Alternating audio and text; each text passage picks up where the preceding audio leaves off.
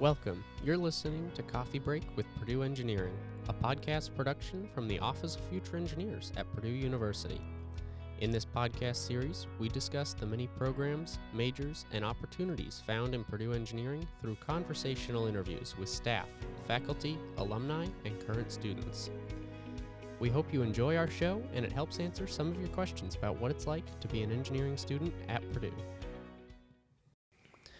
Welcome to this week's episode where we're going to be discussing Purdue's computer engineering or CompE major. I'm one of your hosts, Calvin Given, a current graduate student in electrical and computer engineering. And I'm your other host, Bryan Akamadi. I'm a sophomore in electrical engineering from Miami, Florida. And some things I'm involved with on campus are NSBE, the National Society of Black Engineers, the Minority Engineering Program known as MEP, and I'm a member of Kappa Alpha Psi Fraternity Incorporated. And this week we are joined by Zachary Reichel. Do you want to introduce yourself? I know I forgot to mention that I'm from Lakewood, Colorado, but where are you from? What do you do here on campus? Yeah, so my name's Zachary Reichel. I'm from Evansville, Indiana. I'm currently a fifth year in computer engineering, planning to graduate this May. I will be graduating this May. I hope it's more of a plan at this point. I mean, yeah. I'm graduating this semester, and then I've been involved with ECE Ambassadors, Boiler Gold Rush, which is our orientation program on campus. I did that about 3 years. I also was a part of the GEARE program, the work and study abroad opportunity that Purdue provides. Mm-hmm. What were some of your favorite things about growing up in Evansville? And what are some of your hobbies? What do you like to do for fun? So one thing with growing up in Evansville, my family got really involved with hosting foreign exchange students. So one fun fact I like to say is that I always say I have 5 to 6 siblings from foreign countries because they lived with me and my family for a year at a time. Wow. That's amazing. That's really cool. Yeah. And so that was one of the cool parts that I wouldn't have experienced if I didn't live in Evansville. That's awesome. And I guess... Yeah, what are some of your favorite hobbies growing up in Evansville now? Yeah. Like, what are some of your favorite things to do? I do enjoy going out hiking. I found a love for sand volleyball one of the summers that I was still here on campus, found a group to go out and play. And so I was really thankful that I actually stayed on campus because I've always wanted to play volleyball, but never, I guess, decided to go out and actually find a group. Yeah, and I love volleyball, especially sand volleyball. There's something about just diving. Yeah, there's something about getting in that sand. I prefer to avoid the sand. I don't like how it gets literally everywhere. But that's just a me issue. It makes the shower more worth it. That is very true. Fair enough. And then where do you like to hike around? Do you do much hiking around here? What are some places around here? Yeah, so around here it's not close, but Shades and Turkey Run are 2 state parks in Indiana that are both, I believe, about an hour or so south by car. So those are 2 good spots to hike. I haven't gone in a while, just busy with school and everything. But I enjoy getting out in nature. It's been a little cold, too. Yeah, that too. And weather's been rough at times. Yeah. So what was your journey like getting from Evansville to here to Purdue, West Lafayette? Yeah, so my journey, I would say is maybe common for some people that are from Indiana. Yeah. They kind of I feel like there's a misconception for people from Indiana that Purdue's just a state school. Yeah. And that'd be easy to get into. I had that misconception all the way up until I got accepted and actually came to Purdue and realized, wait, it's actually a really hard school to get into at times. Like, you do have to be focused on your studies and stuff. So I know my school prepped me with taking a lot of AP classes from calculus to physics and chemistry. And then I also did the International Baccalaureate program. So my school was a bit more on the college prep side than your standard, like, high school that most people go to, I would say. Yeah, how did those AP IB credits transfer into Purdue, and did they help you towards your degree at all? Yeah, so a lot of my AP and IB credits, I didn't quite score high enough on some of them, so I had a lot of credit that transferred, but not quite for my math. For a specific course. Yeah, for my specific courses. but it was able to help a lot with the general core curriculum that the university has. So like your behavioral sciences, your tech elective that is required by the university as a whole, I was able to use some of my credit for that. That's awesome. Yeah, awesome. I know I came in with a bunch of AP credit, and I'm sure you did too, Brian. Yeah, not a crazy amount, but a good amount. Yeah. Yeah, and there's no limit to how much Purdue will accept of the AP credit, and then usually it's a 4 or a 5 to get credit for an actual course here.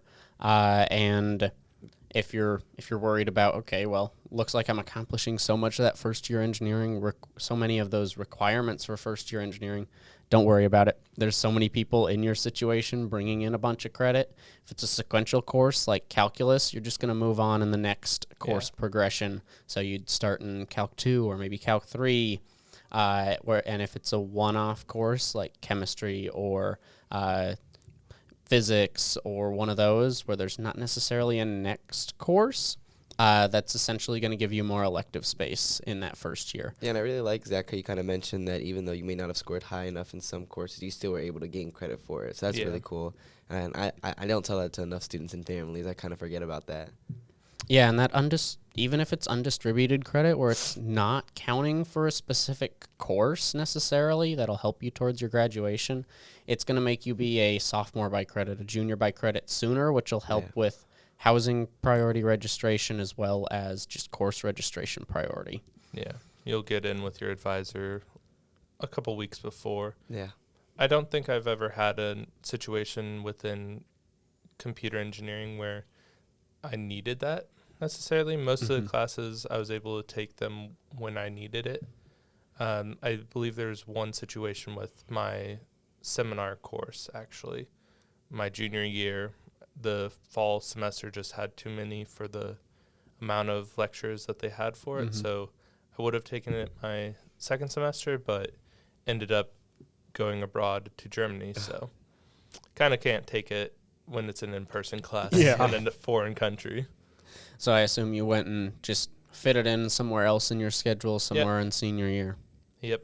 First semester I got back, I was like up top on the priority to get in. Cool. And so how would you, I guess since we switched gears to computer engineering, how would you describe the major?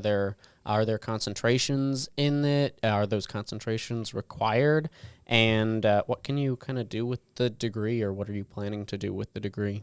Yeah, so with computer engineering, there's a lot of different pathways from AI and machine learning as one of the concentrations to computer systems, where you're going to be dealing with how the back ends of computer networking works, how you program in object-oriented languages. And then there's also software engineering, which is going to be kind of more akin to kind of what CS students also learn. So you're going to have a bit of that extra programming knowledge from different programming languages. And then there's the microelectronics and semiconductors. So you're going to be studying and focusing a lot more on the hardware of devices, so almost down to the silicon layers of a chip that is in every piece of technology we have. And so I find it the most interesting and fascinating. I know there's some that are much more enthusiastic about the AI machine learning pathways. But for myself, when I started computer engineering, they did not have the concentrations yet. They actually added them the year after me with, as well as like their new civics literacy tests and stuff. And so I would have needed to take, I think, one more class to get the microelectronics and semiconductors concentration. Just didn't have it in the schedule. Yeah, and it's not required in either electrical or computer engineering to take those concentrations or declare one or more of them. It's really there if you want it and you know that that's an area you're passionate about. You can see where those courses, what those courses are and where they can take you in that degree. And so... Yeah, and what kind of led you into Compi, like, throughout your freshman year? And, like, was there, like, I know they offer, like, engineering your major sessions. Did anything like that help you, or did you kind of know you already wanted to? Yeah, so I was one of the about half our students on campus say that they know what they want to go into and they go into that. I was one of those that ended up kind of just going straight into what I wanted to study. That's awesome. I was kind of your typical, I guess, computer engineer, if you think about it. Back in high school, all my life, been enjoying video games, had a passion for it, thinking I want to get into like game design and everything. Yeah. And then got into a CS class in high school, realized I don't quite want to be behind the computer, like in a locked room type setting, locked cubicle, programming all day. I want to still be able to actually work on a device. And so that's where it led me to computer engineering. Yeah, and I know electrical and computer engineering are both under the same school, so we're all of us have been taking some similar, at least core courses. Yeah. How do you have a good description of kind of what the difference between the two of those majors is? Yeah, so with computer engineering, you're going to have a lot of breadth on what level of programming you want to work at for the most part.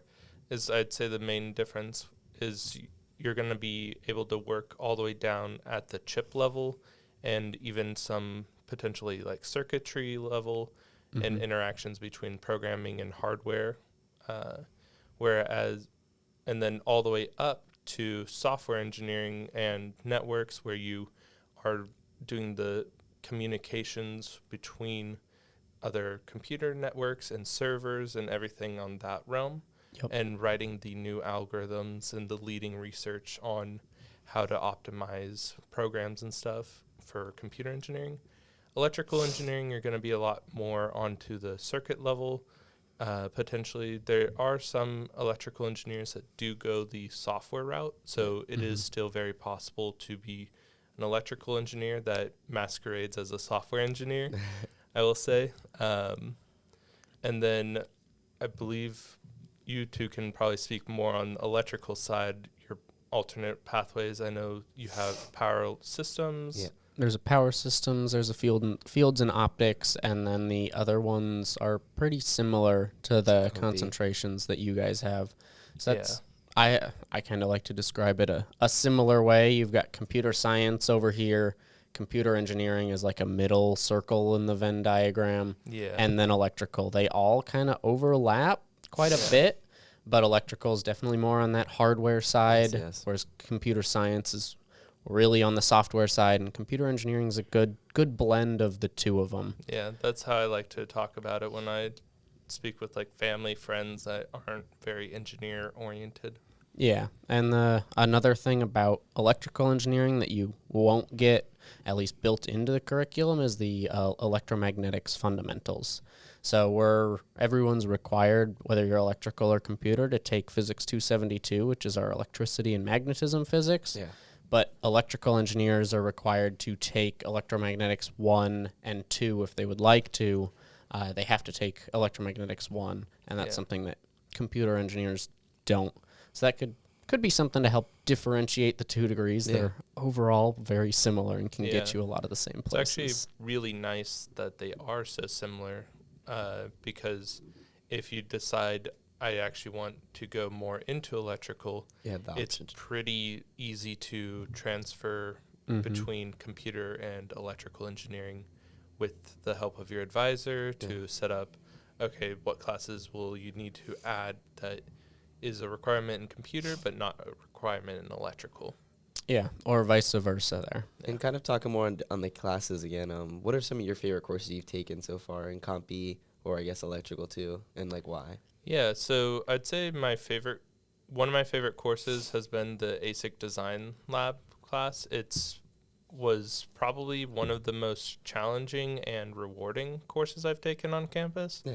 It was a lot of time to get things working, a lot of time spent in office hours, for myself at least. I know some students were able to get through it pretty easily or without many mistakes, but it's honestly a really good class that teaches you the best ways on how to debug software in a programming language that's more commonly used in ASIC design or hardware programming languages.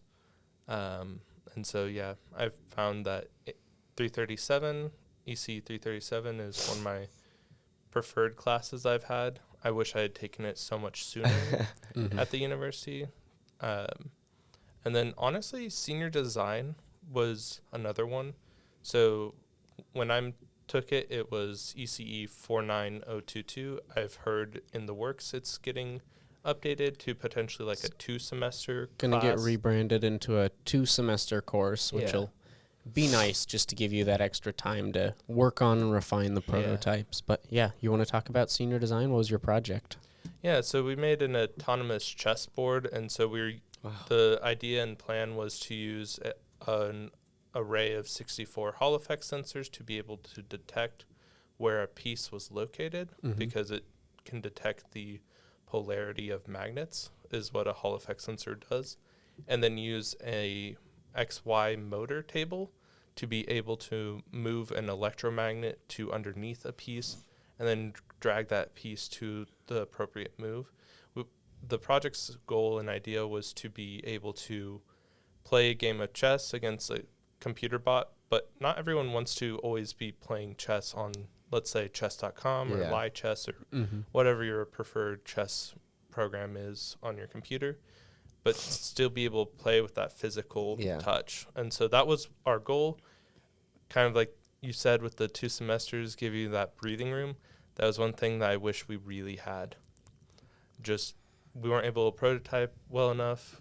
We weren't able to get some of the physical components to shrink down to a better size. That's one thing we wish we had more time on. And so, yeah, even though it was one of my favorite classes, that one nitpick of not having enough time really was there. That's really good that they're expanding it, though, because I'm assuming not just you went through this struggle. I'm assuming a bunch of students had the similar issue. Yeah, but it's a really, really cool class that I enjoyed taking as well, because it really is a culmination of everything you've learned throughout the degree up to that point. And they try to get you on a team where everyone has a complementary skill set. So you can do what you're good at, or you can try something completely new and have people who have the skills already to back you up and give you support on that. And so I really enjoyed it. I had a good experience with the project. It worked mostly effectively. Did everything it needed to do, minus 1 or 2 little things. But yeah, it was really cool.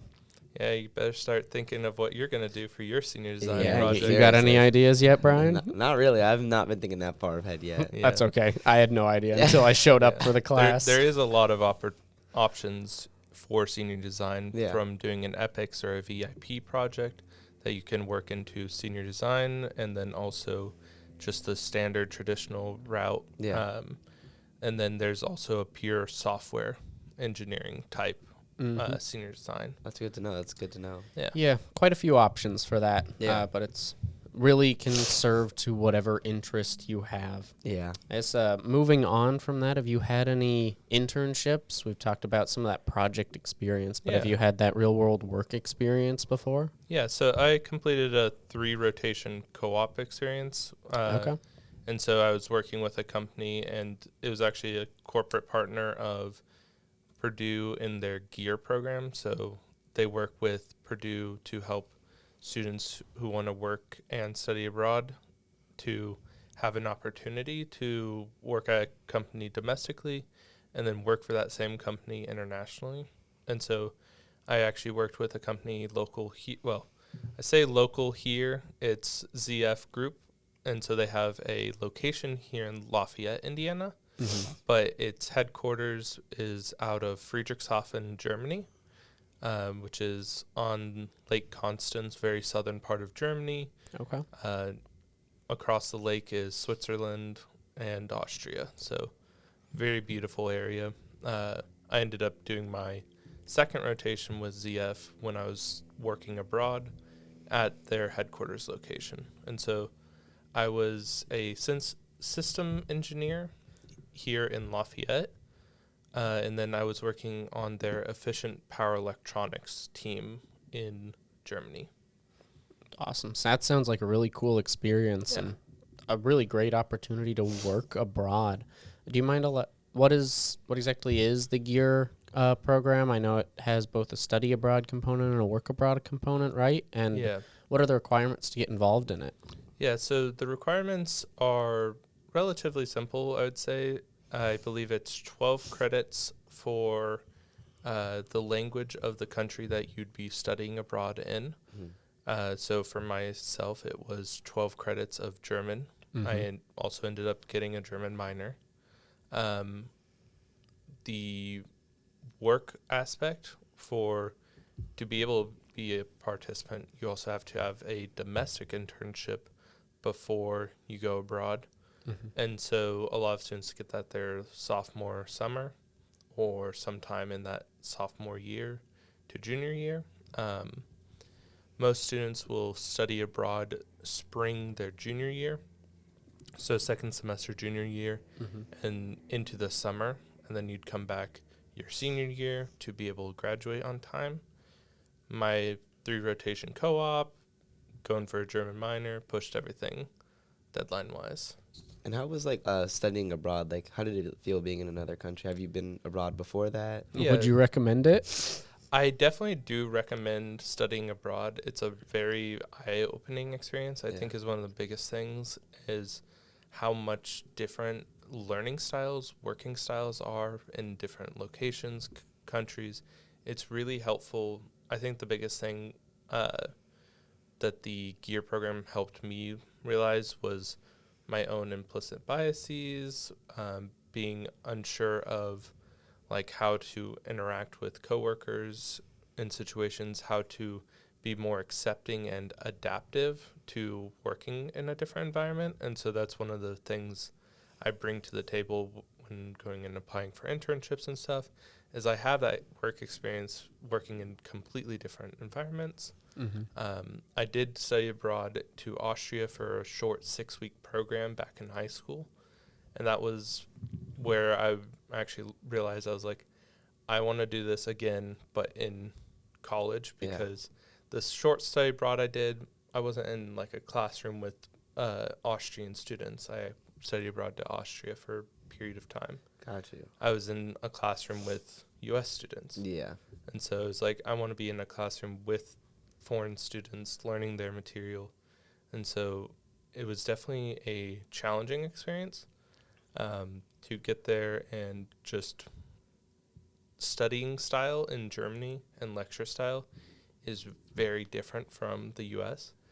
Most of their classes were everything led up to one final exam or one final project.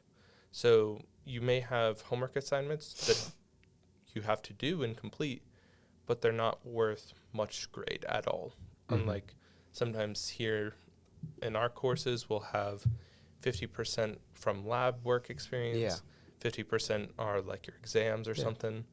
It was 5% homework, 95% the exam. Wow. And also, if you fail the final exam, you fail the class, even if you may have had the points to get an A, or not an A, but passing the course. And so they do have a system set up. So there's first round of exams July, August. This was for a summer semester. They do summer, winter instead of our spring, fall. So for a summer semester, I was taking exams August. If you fail that, you could retake the exam in September. Okay. There'd be a makeup day. And so a lot of what I noticed was that last 3 weeks of July leading into August, every seat and every study space on campus was full. Everyone was just grinding and making sure that they got all the knowledge that they can from the full semester. And how important would you say was the 12 credits requirement of learning a language? Because I know you did yours as a minor, but for the average student, do you think that was kind of necessary, or how important was it? It was. I would definitely say it depends on where you live. For me in Germany, my location, it was definitely needed to get around because, many people would speak English. a lot preferred not to, or some didn't.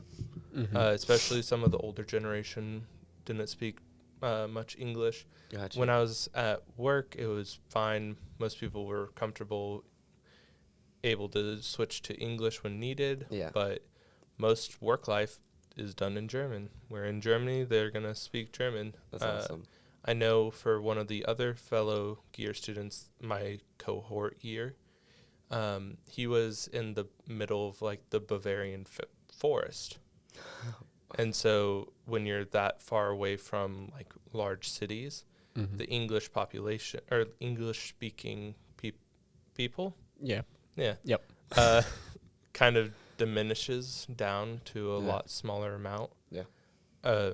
And so like going to your local bakery, your local grocery store, people are gonna not want, they can speak English, but they're not gonna want to, or it'd be like for us going abroad with the minimal language experience and your foreign language is choppy, it's hard to pronounce, and so it can be necessary to get those language credits in and also to know the language credit. That's really good. Yeah. It sounds like you've had a really full time of being involved at Purdue with whether it's ambassadors, other things like that. What are some of the ECE or just clubs in general that you've enjoyed at Purdue, and is there time for you to be a person outside of being a student? Yeah, definitely. So I was more involved with like leadership or organizations such as ECE ambassadors, BGR, or Boiler Gold Rush. I know for some students they get involved with robotics type clubs. I know there's an autonomous robotics club I joined early on. No longer a part of it, but it was a good experience to get me introduced to what you can use programming for and everything. So robotics clubs, people do. I know there's a lot of research on campus. So much. A lot. And there's always a need for someone to be able to help program devices and research facilities, do some data analytics as well. So there is opportunity to find it. You just have to go out of your way and obtain it. Yeah, and oftentimes you don't even have to go that far out of your way. I did a couple research opportunities, and it just amounted to emailing the professor whose lab I was looking at and interested in doing work for to get that opportunity. And it was, you can also go through the more formal programs that are done through our engineering undergraduate research office, which is Euro, or you can just, like I did, email professors and they'll respond and say, oh yeah, sure, it'd be great to have you on. Yeah. I know there's specifically a electrical and computer engineering research group called Socket, and so that's a group that a lot of my teaching assistant friends are a part of in the computer architecture type group or semiconductor concentration, and so they do research towards GPU, CPU, like new architecture, how to optimize a 12th gen Intel processor or a new field programmable gate array. Going technical. Good old FPGAs. Yep. The fun, very specific use cases. Yeah, super cool. So, there's so much cool research and clubs that you can get involved in. I know us three certainly couldn't list even a small subset of all the ones that are available. So I'd recommend looking online for any club that you're interested in, because there's over 1,000 of them here at Purdue. So there's one that's going to fit your interest. Yeah, and joining clubs doesn't just need to be something for professional practice. There's a lot of hobby clubs that you can meet people that are interested in the same things you are, to be able to get that experience and get mentorship from people that might have been doing it longer than you. Yeah. And you can also provide that mentorship on how to get something built better. And more, not more on clubs, but kind of how's student life been for you outside of ECE in general? Yeah, so student life's been pretty good, I'd say. I've mostly do things with like my roommates and stuff. Yeah. That met freshman year, lived together for 3 years. Most of them graduated. Some stuck around for grad school, so I've still been living with them. But I will say campus life is really active. It dies off in the colder months just because no one wants to be outside when it's in the single digits. I'm part of that group. Yeah. But it's really exciting to see when all the football, basketball games are going on. Last year when we made it to the Final Two, Purdue allowed all the students that were still on campus to go into Mackey Arena.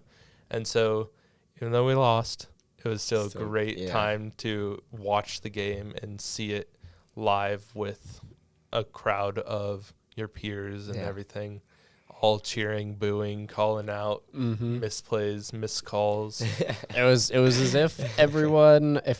if the game was being played right there down on the court, except there was not people down there. We were just yelling at the TV screen as like a hive mind. It was a lot of fun. Yeah. Do you do anything in the greater Lafayette area outside of the Purdue campus? Yeah, so there's a lot of walking trails I know around. There's, oh gosh, I'm blanking on all the names. Happy Hollow, Celery Bog, Martell Forest. I go running all over the place, so I know quite a few. And then I know close by, a little out of the way of West Lafayette, is the Wolf Park. Yeah. Which is a cool habitat sanctuary. And then also in Lafayette and West Lafayette, there's a farmer's market that'll go on during the summertime into the fall. It's a great place to get some local produce, local breads and everything. Some cool if you want good food, the farmer's market's the place to go. Yeah. Just going to plug Maggie's real quick. During the summer. It was so good having that when was the farmer's market? Every Thursday. Thursday? Yeah. Okay. We'd go and we'd make a special trip with everyone in the office who was there around lunchtime. We'd all go, we'd get our Maggies from the farmer's market, and we'd eat it in the office, and that was honestly core Purdue memory there. Yeah. But yeah, so how has Purdue satisfied your love for Compy, and how has it kind of helped you prepare for your future and your future career? Yeah, so Compy has been a great experience to explore the different opportunities within computer engineering in terms of where it can lead me in work life.